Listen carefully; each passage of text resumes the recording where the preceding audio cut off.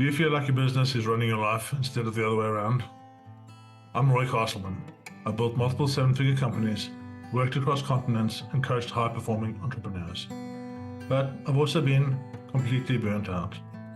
At one point, I was barely seeing my daughter, drowning in stress, and one step away from walking away from it all. That's when I made a decision to build a business and a life that works for me. The journey became Elevate 360, a system to help business owners reclaim their time, find their energy again, and get back in control, without sacrificing growth. And this podcast, Power Movers, is where I share real stories behind that shift. Each week you'll hear from entrepreneurs, founders, and leaders who've walked through the fire and come out the other side with clarity, courage, and a system that works. If you're ready to build a business that gives you more life instead of taking it away, you're in the right place. Today I'm here with Martin Lucas, and Martin is an ex-veteran. He's worked in all sorts of interesting places, including Google and a range of other things. He's also an entrepreneur. He's built 3 companies, and he's busy working on something very interesting. But I'll let Martin explain a bit more about how he gets to be here today. Yeah, thanks, Roy. It's exciting to be on. So, yeah, as you mentioned, my background, to use my mum's language, I had a real job in my 20s and then became self-employed at the end of my 20s. I've had 3 businesses, I've published 5 books. But the common thing about everything I've always done is trying to understand why humans do what they do. So my skill is mathematical logic, which is problem solving, but I've always applied it to the mathematics of humans, of thought, of doing, of behavior. That's what my passion is. So let's go back. That's your real job. What was your real job? I worked in telecoms, so a lot of conferencing and collaboration and Microsoft Teams back in the day and WebEx before Cisco bought it, that type of stuff. So lots of group communications, so still a human heartbeat to it. Yeah, and then I always love asking this question. You started out, you were in the 9-to-5 real job kind of shit. Yeah, I've been there as well. And you had that decision in your mind, I've got a problem that I've seen in the world and I can go out and solve it. And you decided to take that step into the entrepreneurial world. Tell me about that. What was the first business you started and why? So I started a sales training, sales psychology business. So I kept running into I left large enterprise because I was the problem, right? In that typical entrepreneur way, I didn't want to keep getting told what to do. I kept finding gaps in what I thought was opportunities in the way stuff was done. So I started out by doing sales training and sales psychology and growth type activities for businesses. That was the first business that I did. And then the second one was building a social network that nobody's heard of. So that was my learning lesson. And then the third one was what I'm doing now, Gap in the Matrix. And that's so important, right? We were just talking before, and we are, the summation of all the lessons we've learned, aren't we? Yeah, is wisdom not anything more than revisionist history? It's like you've got to, if you're open to learn by your mistakes, I believe there's more value in mistakes and certainly trying than there is in focusing too much on what worked, in my opinion. Have you ever read Matthew Ed's book, Black Box Thinking? Yes. Yeah. I really love that. And I often irritate the people around me because I'm like, okay, bring me the failure, because the failure is where I learn. I was working in an IT company in 1997, and I worked there for 5 years before I started my first IT company in 2002. And I learned more about what not to do in that 5 years than I ever could have learned in school. Yeah. No, I get it. What lessons have you come away with that have been formative in your journey, so to speak? I think the biggest one is what I've done over the past decade, after plus 20 years of theories and experimentation before that, but the past 10 years really doubling down on it, is trying to understand why don't humans understand each other, right? Such a simple basis. I love that. Yeah. But like when I started in 2015, there's only been a 0.04% shift in this stat. 98.81% of ads get ignored. And I don't mean looked at and not clicked, or clicked and not bought, completely ignored. That's Google Display, Facebook programmatic. And that has only shifted 0.04%. So this idea that technology and we can't keep up with everything and automation and all those different things, are there more tools in the world? Absolutely. Is there 10,000 more noise because of AI in 2025 than there was a year ago? 100%. But the reality is that nothing is really shifting anything that much. because we still don't understand each other. And it's not just advertising, it's every experience. It's the same type of challenge. So that's a thing that's always fascinated me, because I've also had to learn what I don't know about myself and what I didn't know about other humans. It's almost like you have to go through a grieving process to then be reborn to understand how others think and operate. I love that. One of the big lessons that I learned with AI is a communication one. Yeah, I Mhm. started using ChatGPT when it came out, and yeah, I was like, okay, this is going to be great. And I'd talk to it, I'd say what I needed to say with it, and it would give me basically shit back. Yeah, and slowly but surely, I got to understand that actually I was not communicating correctly. I wasn't being clear, I wasn't being concise, I wasn't being very definitive about what I wanted. And it taught me, the process of going through this has actually taught me how to communicate better with my loved ones and my family and my staff. And yeah, I think so that communication piece is super important. What do you think are the main challenges with people communicating at the moment? I think it's a fundamental issue that's always been there since the very dawn of humanity, which is we don't listen. And that is getting even harder in an oversaturated world where my wife and I can barely decide a TV show to watch. And when we put it on, we're only watching it for 5 or 10 minutes. And that's not been us, right? But this is what happens when your brain's getting compounded with so much stuff and so much short form stuff that you have Yeah. less focus with it. But it comes back to the ability to listen. And an example of that is that I can't watch something, I can't listen to a TV show, right? So if that has been diminished, in the modern world, it's even more difficult to take the time to actually hear what others are saying. So it's always been listening, but now it's even getting more difficult for people. Yeah, we listen to answer, don't we? We don't listen to understand. Yeah, it's a great example because we're in such a polarized world. If you look at politics and how divided things are now, it's much more polarized, right? So we want to hear more of an echo chamber. We want to hear more of what we believe to already be the case, what we believe to be the truth, what we believe to be our reality. So that compounds and gets worse and worse. And it's not that I'm anti-tech or anti-digital at all. I'm just saying that there's cause and effect, causing listening and our want to listen to be taken away even further. And that's one of the other challenges with AI that I found, and it leads me into it. And for sure, yeah, the AI is generated on the human experience, right? The large language models, as we look at them today, this is how humans are, and therefore, this is how I'm going to be, right? And it's learning along those lines. And AI, general language, large language models, are just yes men. Yeah, they will tell you what you want to hear. Yeah, to the point. You'll talk a bit about hallucinations and things, and I'm super interested to hear about that. But I go Yep. to ChatGPT and I say, ChatGPT, I've got this great idea. I'm going to start a car dealership, yeah, on this road full of car dealerships.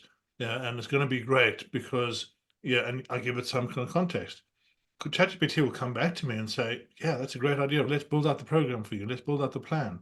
But if I go back into ChatGPT and I say, actually, now I want you to be my critical thinking partner. I want you to analyze the actual market correctly. I want you to analyze, what I'm missing here. I get a totally different answer, right? And yeah, Yep. people are not understanding that, and then they go and try these things. They go and try this marketing play, and suddenly it's, okay, nothing's working. Why is it? ChatGPT told me it would work. Yeah, we have to keep our thought leadership. Yeah, we have to actually use the tool in the right way. And yeah, I think this is part of what you're doing, is the work that you've done to create your new AI model. Let's just talk about your new company. And you were telling me some amazing figures about the last 10 years worth of work that came in. Yeah, just give us some of those. Yeah, so I began by, as I said, the problem statement of why don't humans understand humans, right? And then I had two problem statements underneath. It was how does decision making work? Like how does it work in the brain? How do we process information? How does all that work?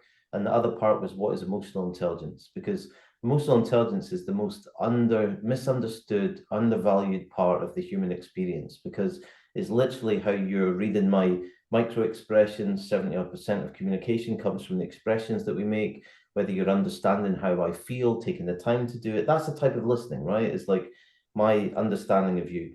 If you think about your consumer experience and the problem I wanted to solve is you could have a brand that you absolutely love, but all it's doing is sending you discounts or sending you products that you're not interested in, or a product you are interested in, but you've already got it, right? So we're in a world where this idea of automation and data science and AI data and stuff like that is completely flawed. So to answer your question about the stats, right, we've done 120 million tests, 3,000 projects, over 100 global brands that we've worked with, and we've always managed to hit a minimum of 76% above the industry for marketing metrics, KPIs, saving money, making money, all of that. And the reason being is that we understand the context of the people that you're serving and what's relevant to them. And that also means that you might be a person that you've got a brand that you love, but you only shop with them once every 3 months. If you're not appearing online to that brand, they panic. They classify you as a lapsed customer, and you could be the biggest VIP, most dedicated customer. And then they start sending you discounts and they end up pushing you further away. That's the biggest problem that we're solving, is like this assumption that a data and purchase is a truth about how a customer feels about you or their persona. You were talking there about emotional intelligence. Let's dig into that a little bit more, because that's interesting. Yeah, some of the stuff you're talking about there, NLP, Dale Carnegie, all of these type of things. I've done a fair amount of that. Yeah. And so how would you classify emotional intelligence in the work that you do?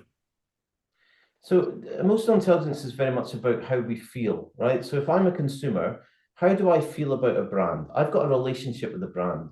And what's really cool is one of the things that we figured out is that a relationship that you have with the brand and its products has the same neural pathways as friendship. Literally the same, right? So how you feel about a brand. So if you think of a brand, like I give Diesel as an example, right? Used to love them, stopped buying from them completely, couldn't explain to you why, just realized years later, right? That's a typical example. I lost my relationship with them. I stopped wanting to hang out with them. I can't tell you why we're not friends. We're just not friends anymore, right? That's a big part about emotional intelligence. If you can understand the person's relationship to your brand, you know what to serve them, where to hang out with them, what to give them, what not to give them. So it becomes a nice two-way thing. It's a relationship. That's what emotional intelligence is. Now, you've built out this entirely new AI system. Yep. You were telling me you're coming online today, which is super exciting that we're speaking today. And Yeah. I'm very excited to see what the next stages are. Tell us a little bit more about that. Tell us a bit more about what you're working on, how you're doing it. Yeah, so the thing for me was that I didn't start out with trying to do something. I started 10 years ago, right? So I wasn't trying to build AI versus today's AI. I was trying to build software that understood how different people made decisions so you could serve them differently, right? In any type of market and scenario. And fast forward to today, we've built our own AI system, but unlike large language models, which are really accelerated text systems, right? They select the best text, as you said, based on the art of the prompt. How specific I communicate is going to be what it's going to select. Unfortunately, as you said, it is set up to be a bit too cowtailed. So it's going to give you more of a positive affirmation no matter what you're asking, right? But it's doing a text selection service. What we've done instead is said, if we can understand each person's context, we know what's relevant to them, therefore we know what to write to them about, what call to action to give them, what the timing should be, what product or service to offer them, and all those things mean that you're treating people the way that they want to be treated. And there's no invasive data, no third-party data. Like at the end of the day, Roy, if I'm selling you sunglasses, why do I have to care that you're looking at blue cars? That was my whole thing, was like I didn't like invasive data, but it doesn't work. All this cookie stuff doesn't work, or you wouldn't get 98.81% of ads ignored. So that's ultimately what it comes down to. It's an AI system that understands context and relevance, and therefore knows specifically how to write using emotions, using psychology, using the right types of products, the right selection, the right timing. It's kind of like the fable of what marketing's always been selling itself as, but about an individual, and if I'm honest, real. Sounds amazing. Let's go back a bit, because I want to dig Sure. into your entrepreneurial journey and some of the things that are close to my heart. And yeah, firstly, just general AI. Yeah, I get the feeling, and this might be wrong, that you're irritated and stepping away from it. But do you still use it in your day to day? Are you still using AI for automation, for things like this? Yeah, or are you building your own? We've got our own automation within our system. We still plug into all the major large language models because it helps us learn what they don't know, right? Because they're continuous, large data models that they're training, but the word intelligence has been falsified in what current artificial intelligence is, right? Because if it was intelligent, it would be able to take your question, reason with it, and understand what you want, right? Instead, it's getting 52% of its answers from Reddit, right? Which means it's like search back in the day, but it's got no, like, it's all well and good having the search algorithm, right? The ranking system, page ranking system that Google created, right? That's great for search. What's different is when a human's putting in something about how they feel, something they need, something about marketing, something about their audience, and they're getting a answer, not an answer that's gone through any kind of reasoning, consideration, truth checks, or anything like that, right? That's my challenge about AI today. And what do you see the place? It's such a open, massive market that's really influencing almost every aspect of our life at the moment. Yeah. Yeah. So, for example, after this podcast, I'll take this podcast, I'll dump it into my workflow, and it'll go all the way through to the launch. So, for me, yeah, it's super important to actually look at the problem you're trying to solve in business, yeah, and then automate that in the best way possible. And yeah, such a big challenge with this is that business owners don't necessarily know what the problems are. Secondly, they don't know what their SOPs are. They don't know what their standard operating procedures are.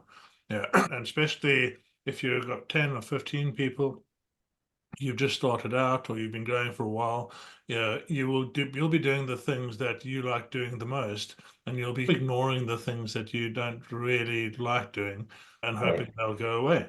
And this is where the business operating systems, have you heard of EOS or 90 or all these kind of tools? Yeah. That's one of the things I coach in is a business operating system from 90. And it's so interesting to me how so many big companies, 5, 10, 15, not big, 5, 10, 15 million pound companies, don't even have the business operating system worked out and understanding where they're going. And yeah, I think the amalgamation of AI with the business operating system can really help you get much more clarity in what you're doing. And for me, yeah, I was running two IT companies at once, and I got the opportunity to acquire the first one I worked for. And I just didn't have the time. I was doing 15 hours a day, every day, 7 days a week, and really pushing forward. And that's okay in a growth phase. And we just spoke about that. But companies, yeah, we birth a company, right? So but companies are our baby. We have an idea, we're gonna help the world, we're gonna solve the problems, and we birth a company. And as we birth this company, first of all, it goes through the first stages where it keeps you up all night, for sure, right? Yeah. And then it goes to the next stage where it's the terrible twos and you don't know what to do with it. And then it goes up to early teens, and you really have to understand it wants to be free, but it isn't.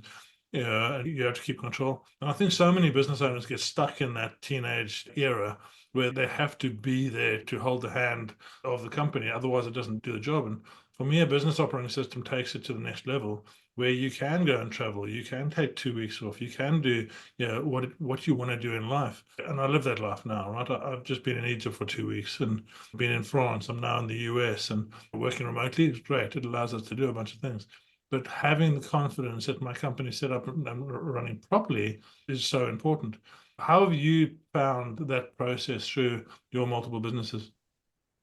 Yeah, I think it's a great thing because there's a clear delineation, right? Where you've got something that is a fixed process that you can and should automate, that's what people are generally not doing, right? Which is crazy. Exactly what you said. What they should be doing, they should be focusing on that. Why do they not? Because it doesn't look like growth. It doesn't look fun. It doesn't look shiny. It's not the CEO that I've found in a lot of enterprises and in small businesses saying, AI's here. We should do 10 times the amount of content. Nobody's saying, well, the content we're doing is not working. So if we do 10 times the amount of it, what difference does it make? When you focus on those processes, that's where automation works, right? Yeah. On the other side, as I mentioned with the shiny stars, there's a difference between process automation and agentic AI. And agentic AI is the next thing that people are getting excited about, but it's got the same fail points as traditional AI does right now, because even though a process automation is you do these things, right? I need you to do these things, send this invoice, do this, right? It's straightforward. There is no gaps with that, right? Whereas agentic looks the same, But what is AI following the same steps? But per what you said earlier, in the same way that you can ask a question in a slightly different way, MIT's already proven that the same issue exists in agentic AI, where it starts making mistakes after the seventh or eighth run. It starts doing things inconsistent. Yeah. But focusing on that process stuff, you could argue, why didn't we do that in the software days before AI came? It's the same issue. It's like we're not doing ourselves any favor to take away the stuff we don't like, which is crazy. But the vast majority of people that I know, that whether they're running businesses, senior leadership, whatever it is, they spend the vast majority of their time doing stuff they don't like, and also stuff that's got nothing to do with their job, admin, expenses, all that kind of stuff. Yeah, and I think that's, to me, that's the power of AI as it stands at the moment, right? Yeah, it can automate all of this kind of stuff, much as we could have done years ago. However, there's that missing link in the middle, right? You need to understand your business and you need to understand those processes. And I think, when you start a business, you start and you hire Mary, your friend, and you hire John and you hire Bob, and you get them in because you like them and they're good in one area. So you give them that area to do and they do okay, but that's not their full job. So they start doing other stuff. And as they're doing the other stuff, you lose track of what they're doing. One of the things in the Boss Up is the coaching thing that I do. One of the things in the Boss Up is knowing what the roles and responsibilities are. Because as an entrepreneur, I will do everything. I've always prided myself in doing everything in the company and being able to do everything. I don't do it all very well, but I know how to do it all. And then I'll ask somebody else to do it, right? And when I ask somebody else to do it, I'm sitting there saying, okay, just go and do this. But I don't give them very clear roles and responsibilities. I don't give them the SOPs for everything. I don't give it to them in such a clear way that there's no possible way for them to actually get it. So I'm failing initially as a business owner because I've not given the role to the person correctly. And then the person doesn't necessarily understand the role. So they're not understanding the role, they're not doing it correctly. And I'm looking at them and saying, what's wrong with you? It's not them, it's me. It's the same core, right? It's the same core issue. If you think about it, how well you do or don't communicate to AI, right, is the same way that you lead people, the same way you put in processes or not, right? But the scary thing is, like, you can put the same thing into AI twice, you get the positive response, even though one is much more depth and one's light, per the example you gave. You can get the same thing as a leader. Go and do this. Go and do this in detail. You get the same positive response. You think it's working. One of them gets you a very successful outcome, the other one doesn't. That's where humans trick themselves. It comes back to communication, listening to how we communicate and so forth. 100%, 100%. And it's this journey of discovering ourselves is so important, right? This journey of actually understanding our own failings, accepting them, acknowledging them, and saying, listen, I'm actually not very good at that. I need to go and learn some more. I need to go and understand a bit more about this. And what I typically do is I discover business owners are generally overstressed. They're massively overstressed. They don't have time. And so few people are actually engaging AI because of this reason of they put some things in there and they've got some rubbish out. Right. So it's okay. So let's think about this. Let me give you some time back. So I'll typically start and I'll say, what are your top 3 problems at the moment? I'll take those top 3 problems and say, let's solve those. Let's solve those under the structure of BOS. Now, once I've solved those, now they've got some time. Then I'm going to flip into the next piece. Then I get them to work on their wellness. Right? Because I don't know where you are on your journey, but for me, wellness is the main thing for you to succeed properly as a business owner.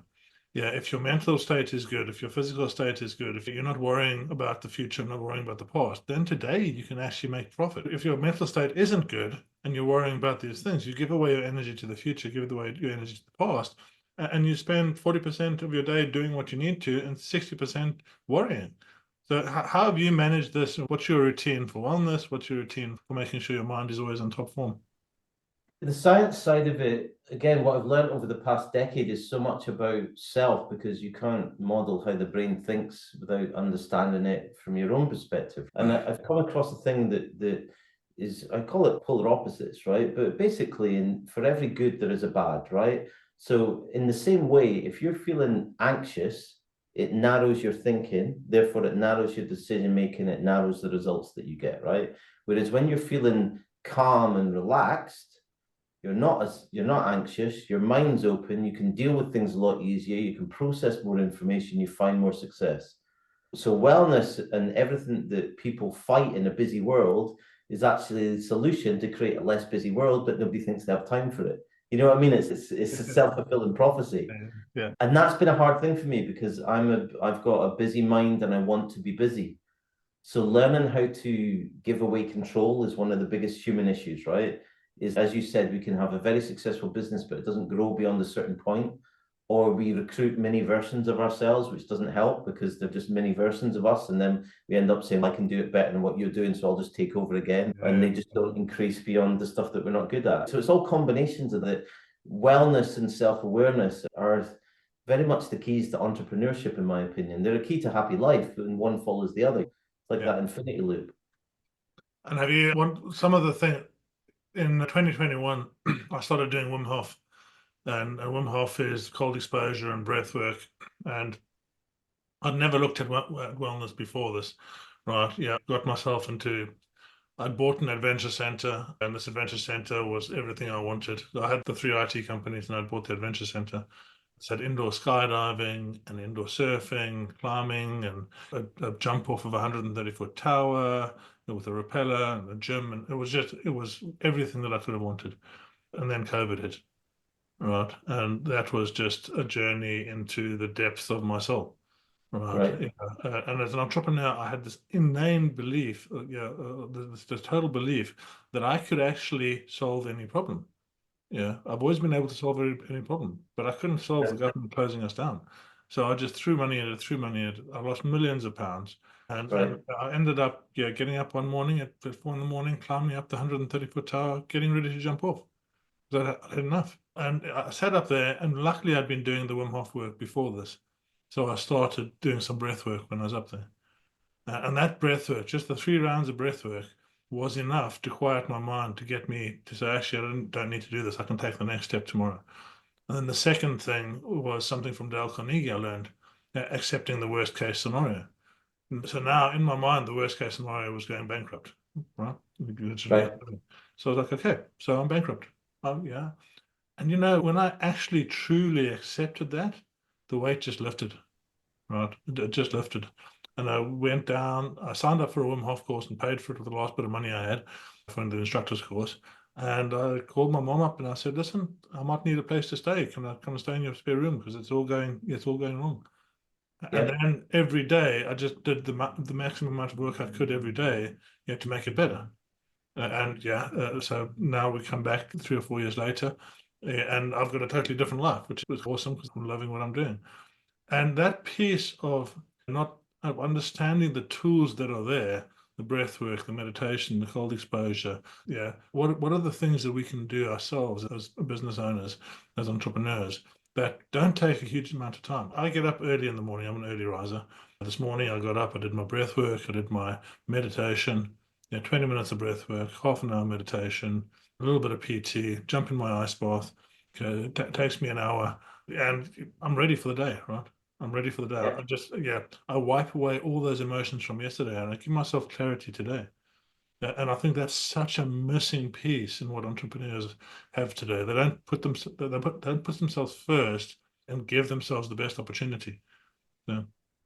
Yeah, no, I completely agree with you. I've got 2 versions straight back at you that I do. One is, I call it the Dr. Pepper rule because they used to have a tagline of what's the worst that can happen. So that's my version of that, is what's the worst that can happen, right? And I've trained myself over the years with that. So now it's not a negative anymore. It's actually a positive energy situation, which is a big thing about the dynamics, about decision making and how you feel about things and how you interpret things in terms of the glass half full, the glass half empty. We are what we think. So when we put in more positive energy based on a scenario, the better we feel, the more that we can control it in the best possible way. Positive versus negative energy is literally a choice. It's just how we perceive life. And then the thing that I've learned for breathing, so in line with what you're speaking about, so I'm agreeing with that first of all, there's a thing that you can do really short term, which the military do, the SAS do it, which is called box breathing, where you breathe in for 7 seconds, you hold it, and then you breathe out for 7 seconds, you hold it. And what that actually does is it resets your nervous system. So it actually brings you down. I'm agreeing with you about meditation and putting a lot of time into breathing first thing in the morning and things like that. But if you're caught in a moment, box breathing allows you just to reset so you can just see reality and just give yourself a break as well. So I'm in complete agreement with you. Yeah, and yeah, the thing that have you tried Wim Hof breathing? No, don't know it. Maybe I'll share some of that with you. It's such a powerful tool. It was initially Tumo breathing, and then Wim came along and he changed it up and made it a bit more of today. I love shortcuts. I love shortcuts Yeah, in the journey. Yeah, and the two shortcuts that I've found the most useful, I could not meditate. My mind is too busy, right? Yeah, my mind is just crazy busy. yeah, But and now, yeah, then I started Wim Hof breathing, and then I started meditating. And after 20 minutes of Wim Hof breathing, my mind is clear. That 20 minutes, I don't think about stuff. And then I'm able to meditate. And I've been doing Joe Dispenza's work. I don't know if you know his work. I don't know. If you don't know his work, go and have a look at Becoming Supernaturals. It's a book of his. Okay. So powerful because he's actually doing the science behind it. Right. Yeah. Oh, It's not that we go and sit in the mountain and lock yourself in a cave. He's actually saying if you meditate, this is how you meditate. This is why you meditate. This is how the cells move. This is the vibration that you're talking. This is how the energy works. And I just found it fascinating. I've been to four of his retreats so far in the last couple of years, and I'm going to another one in February. And what this allows me to do by stacking these tools that I've got that work for me, and not everyone's going to resonate with everything for sure. yeah, By yeah, stacking these tools that work for me, I can just be the best person that I can be today. yeah, And I can exactly. enjoy my life. I can live the life I love. And yeah, I think so many times we get in. Why do we become entrepreneurs? That's a question. Why did you become an entrepreneur? Apart from being unemployable, which I agree, I'm not either. But that's it's that in itself, right? Like I didn't want to answer to somebody else. I wanted to feel that sense of freedom. But I think what you're getting Freedom, at is that freedom, you freedom, feel that, freedom. right? We then steal it from ourselves because we box ourselves in with busyness, with this perception, with not enough money, not enough concrete, like that kind of stuff, right? So we become our own enemies or frenemies of the thing we set out to do in the first place. That's the risk, I think, right? Yeah, we go into it for freedom and we build ourselves a cage, right? Hey, yeah, there you go. Yeah, we totally build ourselves a cage and then we lock ourselves in and we make these walls. And they don't need to be there. They really don't need to be there. If you do everything in the correct way, they don't need to be there at all. And yeah, I'm lucky. I'm so grateful for the life I'm living at the moment. Partially, I don't value money as much. And what I mean by that is I would rather go and spend 2 weeks free diving in Egypt with dolphins than have that money in the bank. I can't. I used to pride myself on seeing where the world was going to be in 5 years' time. Yeah, and seeing, yeah, being able to plan and structure around that. Honestly, now with the current state of the world, I have no idea where it's going to be in 3 months. Right? Yeah, I get you. I get Yeah, you. yeah. So yeah, this idea of live your life today, right? This is all we've got.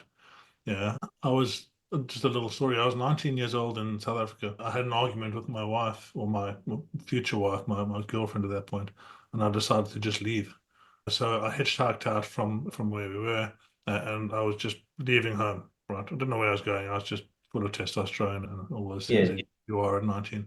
And I was hitchhiking on the motorway, and I got to the top of this hill called Fields Hill, and literally hitching, and I heard this noise behind me. Turned around, and this Mercedes Benz. The driver had fallen asleep at the wheel, and oof, he pulled across the road. He hit my shin, broke my leg in two places. Well, my foot fell off.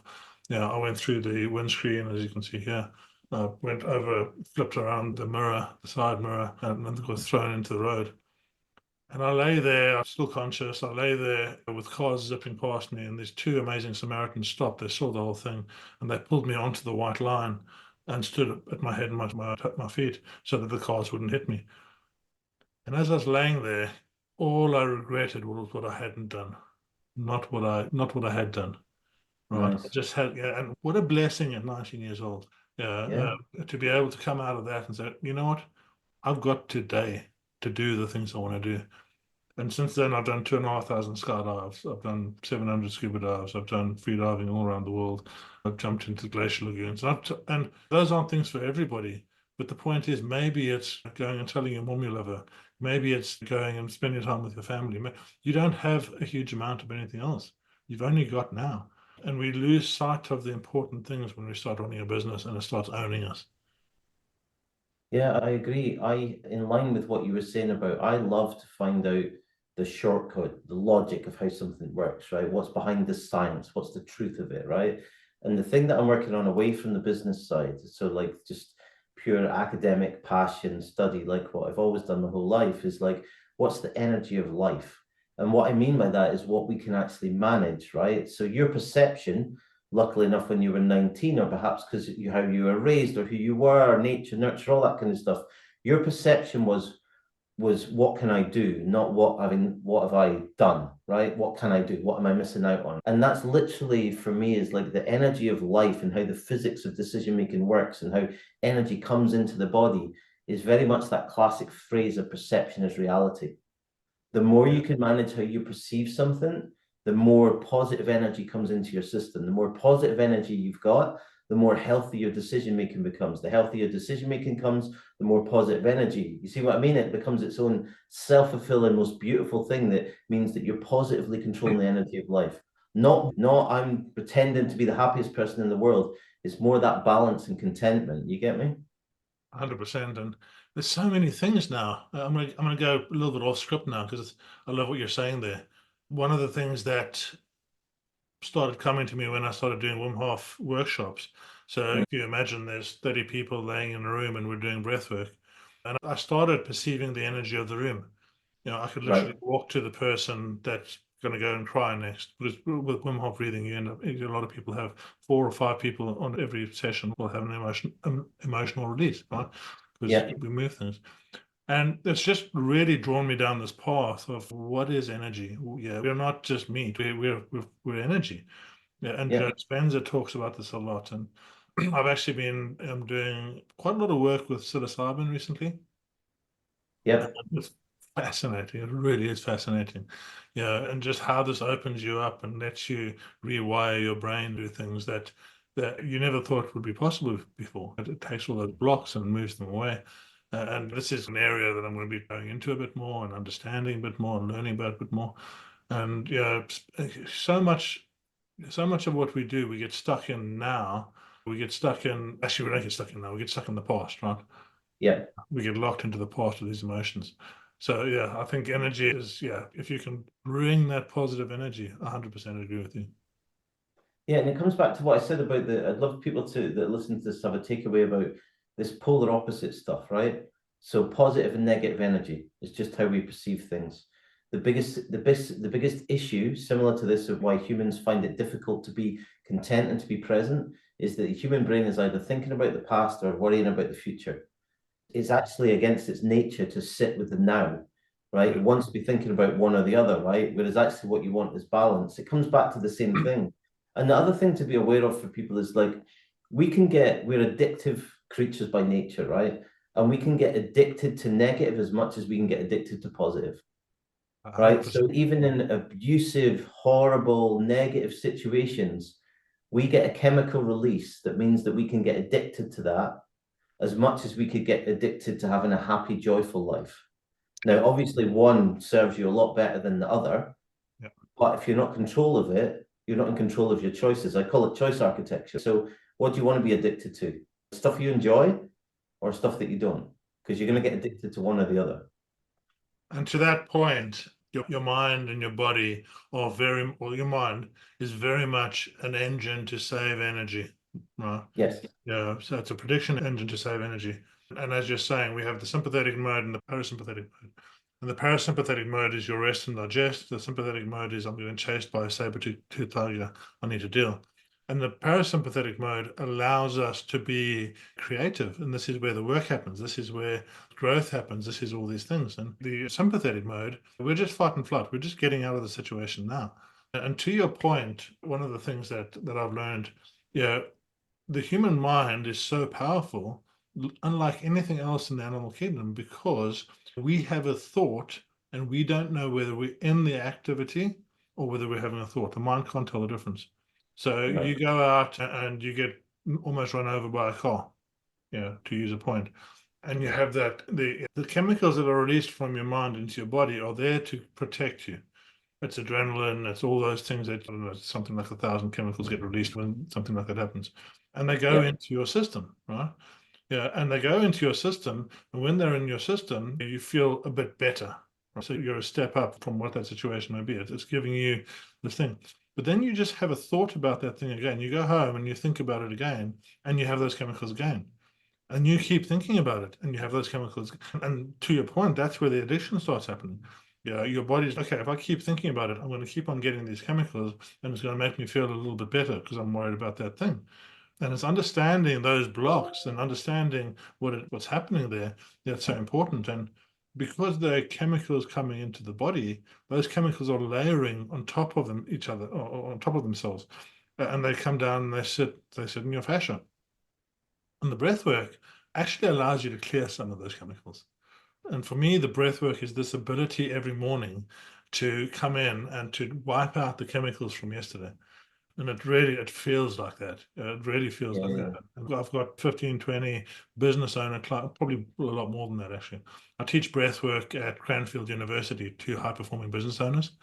Oh, It's fascinating to see these people come in, with no concept of how powerful breath work actually is, and leave thinking, wow, I actually feel totally different from what I did before. Yeah, just 20 minutes a day, just 20 minutes a day of this breath work can make such a difference. If you could get 20% of your energy and your focus back in the day, would that be worth it? And by doing yeah. 20 minutes in the morning, that can do it. I'll share it with you afterwards. And so, yeah, 100% agree. If we understand our mind, if we understand how it works, and we understand when we're good and when we're not so good, when we're productive and not so productive, then we can use it and we can actually move forward. Yeah, I agree. And then taking it back to the tech side, until AI understands what you just said, it's not intelligent. I don't think AI is going to be intelligent. I believe the opportunity with AI is a different one, that a lot of people are seeing. I believe that if we can automate those things that need to be automated, and Yeah, that gives us more time, and we can then bring more human into the organization. Those are the organizations that are going to take an entire leap forward to what you're building. yeah, If we can actually bring the human back, because the human's gone away through COVID, through all these things we've been through, we're getting more disconnected and more disconnected. If we can get that connection back, then we're going to stand out. And the problem being that unless you use AI, unless you use the automations, unless you do the run-of-the-mill basic tasks that you don't need to do by automation, you're not going to have the time to be more human. exactly. Exactly. I couldn't agree with you more. I believe that more and more you're going to see, whether humans are aware of it or not, they're going to start pushing for more human to human connection, more real. Is why podcasts, I believe, are taking off and taking off even further than what they were, because you can't, like, people are trying to, but you can't fake it. You can't fake an interaction like this. You can't fake the tone. You can't fake the emotional context of it. It's not as preloaded as everything else. So that's where I think people start pushing more towards. Obviously, if it's more short form, they'll be happier because we can't think and can't listen. For sure. Right? Yeah, these longer ones get a little bit challenging for them. So we'll cut them down into small pieces. So, yeah, what's the next steps? Yeah, let's think about wrapping up now. What's the next steps for you? And yeah, I'd love to come. I'd love for you to come back on again in 3 months' time, and yeah, when you're up and running, and just give us an update of how it's going. But what are your next steps? I'd love to do that. So thank you, first of all. The reality is that now that once the engine goes fully online, which is still hard for me to believe, right? 120 million tests, 10.5 years of work. Once it's online, I can then start putting out self-serve platforms to the world. And my belief is that people don't want general bots. They want something that serves a purpose, right? Solving a process, or I'm on here because I need writing, or I'm on here because I need to understand my audience. So it's less about everyone, not the layman generally doesn't want to understand using this word in front of this word completely changes the outcome, right? They want to get the output of the problem they're trying to solve with a little bit of free text, right? That's what I believe. Let's see, in 3 months, I'll know whether I'm right or not. So I'll be able to tell you and be honest about it, right? See what I've learned, what lessons are there. Looking forward to it. One last question. Anybody going onto this entrepreneurial journey, what would you tell them? Understand yourself, understand what self-confidence is, and research what it is you think you want to do before you start it. Magic. Thank you very much for joining me, Martin, and I will put all your details below so people can get a hold of you. And we look forward to seeing you again in the near future. Thank you, Roy. Thanks for listening to Power Movers, the podcast from All the Power. where our mission is to help business owners reclaim their time, reset their energy, and live the life they love. If this episode sparked something for you, your next step is simple. Take the fit check at allthepower.co.uk. It's a short clarity tool that helps you see where you are, what's getting in the way, and what might be possible if you have the right system. When you're ready, come and join the tribe. Power movers start with our signature framework called Elevate 360, a system built to help you escape survival mode, create structure, and move forward with power. Just remember, everything we share here is based on real stories, experience, and frameworks. It's not personal business advice. Always speak to a coach or advisor before making big decisions. Because in the end, it's about more than business. It's about building a life that you actually love. I'm Roy Castleman, and I'll see you in the next episode.